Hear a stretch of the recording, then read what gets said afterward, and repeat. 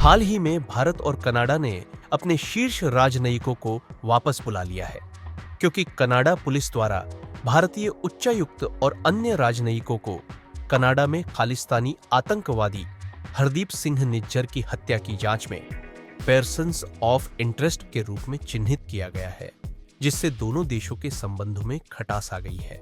आइए जानते हैं क्या है पूरा मामला।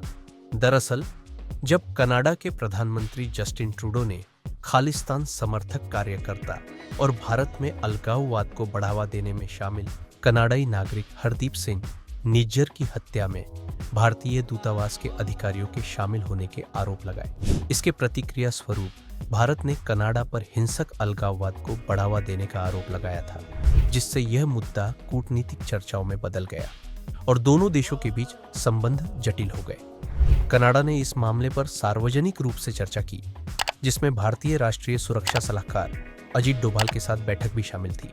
कनाडा ने 6 भारतीय राजनयिकों पर अवैध खुफिया जानकारी जुटाने का आरोप लगाया है, जिसे भारत ने निराधार और दुष्प्रचारपूर्ण बताकर खारिज कर दिया है। भारत खालिस्तान समर्थकों के प्रति कनाडा के नरम रवैये की आलोचना करता रहा है, क्योंकि भारत का मानना है कि वे भारत की क्षेत्रीय अखंडता के लिए खतरा पैदा करते हैं। साथ ही भारत कनाडा द्वारा भारत के घरेलू मुद्दों पर की गई पिछली टिप्पणियों को अंतर्राष्ट्रीय मानदंडों के उल्लंघन के रूप में देखता है, जो सुरक्षा हितों के जोखिम में होने पर मौलिक स्वतंत्रता की अवहेलना की विडंबना को उजागर करता है। संबंधों में आए हालिया तनाव से उत्पन्न चिंताएं और प्रभाव को देखें तो कनाडा ने भारत की अर्थव्यवस्था में $75 बिलियन का निवेश किया है, मुख्य रूप से बुनियादी ढांचे, वित्तीय सेवाओं, फिनटेक और रियल एस्टेट में। वर्तमान में 1000 से अधिक कनाडाई फर्म भारत में काम कर रही है, लेकिन मुक्त व्यापार समझौते पर बातचीत अभी भी रुकी हुई है।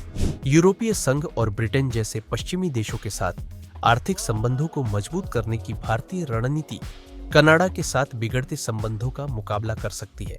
तनाव बढ़ने से रिश्ते और खराब हो सकते हैं, जिससे व्यापार, वाणिज्य, धन प्रेषण और शिक्षा पर असर पड़ सकता है। हालांकि वैश्विक निवेशकों के लिए भारतीय बाजार अभी भी आकर्षक बना हुआ है।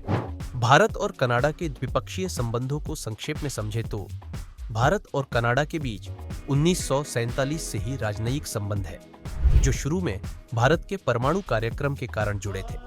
हालांकि भारत के 1974 के परमाणु परीक्षणों के बाद संबंध खराब हो गए थे, जबकि 2015 में इस संबंध को रणनीतिक साझेदारी में बदल दिया गया। दोनों देश मंत्रिस्तरीय वार्ता, विदेश कार्यालय परामर्श और क्षेत्र विशिष्ट संयुक्त कार्य समूहों सहित संवाद तंत्र का उपयोग करते हैं। 2022 में भारत कनाडा का 10वां सबसे बड़ा व्यापारिक साझेदार था।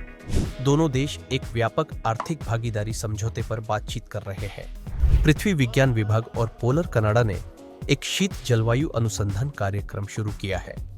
इसरो ने 2018 में PSLV से अपना 100वां उपग्रह प्रक्षेपित किया, जिसमें कनाडा का लो अर्थ ऑन ऑर्बिट उपग्रह भी शामिल था। अंत में यह समझना आवश्यक है कि कनाडाई प्रधानमंत्री जस्टिन ट्रूडो के भारत पर लगाए गए आरोप उनकी घरेलू राजनीति से प्रेरित है।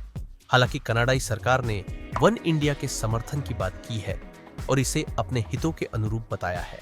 आज के वीडियो पर आधारित UPSC और स्टेट PSC की मुख्य परीक्षा हेतु अभ्यास प्रश्न वर्तमान समय में भारत कनाडा संबंधों में विवाद के प्रमुख क्षेत्रों की चर्चा करते हुए दोनों देशों के मध्य हालिया परिदृश्य की विवेचना करें।